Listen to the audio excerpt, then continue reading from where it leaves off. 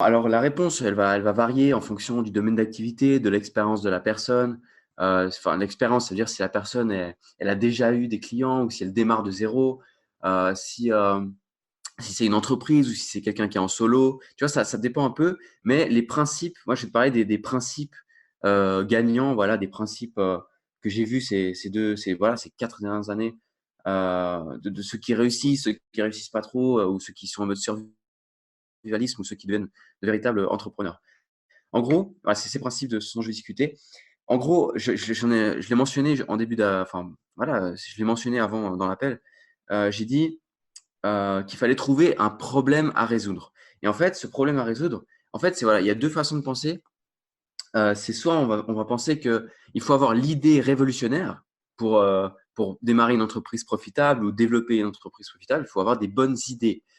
En fait, les bonnes idées, ça se manipule entre guillemets une fois qu'on a trouvé un problème qui compte. C'est-à-dire qu'il ne faut pas penser en idée, il faut penser en problème. Comme ça, si tu cherches des problèmes existants sur un marché ou dans votre domaine d'activité, tu cherches des problèmes qui sont existants. Voilà, je sais pas, tu trouves un groupe Facebook, tu t'appelles des prospects, tu remarques que c'est ça le problème récurrent sur des forums, dans des livres, tu vois, tu connais un peu ton sujet. Tu vois qu'il y a des problèmes récurrents et du coup, tu cherches des solutions qui offrent soit à des clients qui tu leur offres un chemin tout tracé ou un raccourci parce que s'ils devaient le faire tout seul, ça prendrait des mois, voire des années, etc. Toi, tu arrives avec une solution, c'est soit toi qui le fais entièrement, soit c'est juste du coaching, bref.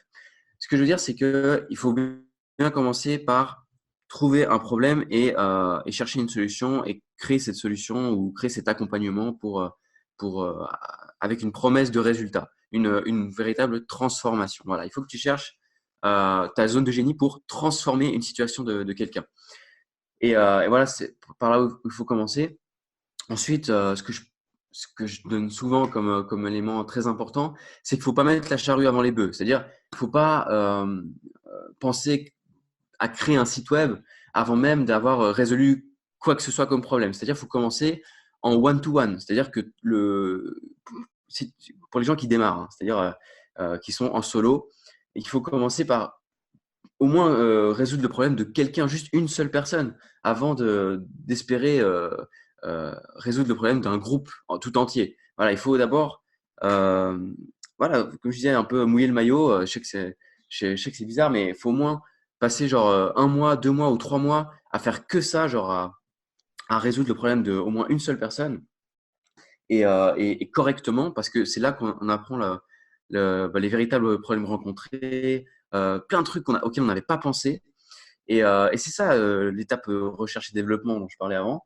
C'est c'est ultra nécessaire. Si tu mets la charrue avant les bœufs, à par exemple créer un infoproduit ou créer, je sais pas, à viser rejoindre une méga entité alors que tu n'as jamais résolu quoi que ce soit comme problème,